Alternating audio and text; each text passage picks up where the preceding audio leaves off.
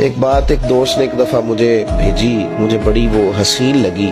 اس نے کہا کہ ایک شخص کا انتقال ہو گیا، وہ جب اس کو دفن کرنے لگے جنازہ پڑھ کے تو ایک آدمی نے اس کی چارپائی پکڑ لی۔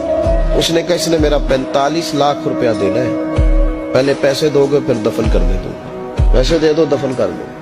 3 بیٹے بھی تھے تو جائیداد بھی تھی، سارا کچھ تھا۔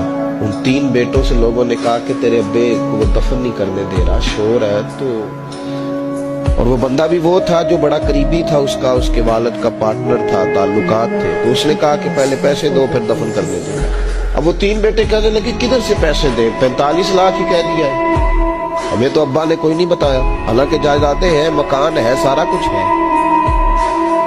تو بھائی ہم کدھر سے دے؟ چلو 2-4 لاکھ کی ٹھیک ہے، وہ تھوڑا سا کرے نرم رویے کو تو ہم کرتے ہیں، شور تو ہے، لیکن کدھر سے دے 45 لاکھ؟ جب بات بہت تیز ہو گئی، شور ہو گیا، وہ انسان مجنون بن کے اس نے چارپائی تھامی ہوئی ہے، کہتا نہیں پہلے پیسے دو گے پھر دفن کرنے دوں گا۔ 3 بیٹے تھے تو ایک بیٹی بھی تھی، بیٹی کو گھر میں پیغام گیا کہ تیرے ابا کو دفن نہیں ہونے دیتے، اس نے سارا زیور اتار کے بھیج دیا۔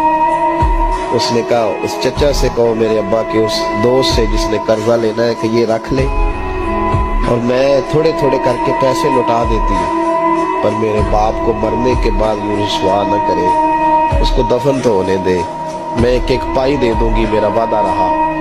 جب وہ بیٹی نے 8-10 لاکھ کا زیور بھیج دیا تو وہ قرضہ لینے والا شور کرنے لگا۔ اس نے کہا او مجھے پتہ چل گیا، مجھے معاف کر دو سارے اور اسے دفنا دو۔ کہا کیا ہوا؟ تو وہ کہنے لگا میں نے اس سے 45 لاکھ لینا نہیں تھا، میں نے دینا تھا، تو میں غور کر رہا تھا کہ اگر تو میں نے اعلان کر دیا نا کہ 45 لاکھ میں نے دینا ہے تو 110 نکل آئیں گے وارث کہ مجھے بھی دو مجھے بھی دو، تو میں نے یہ رویہ اس لیے اختیار کیا ہے کہ میں دیکھوں اس کا اصل وارث ہے کون۔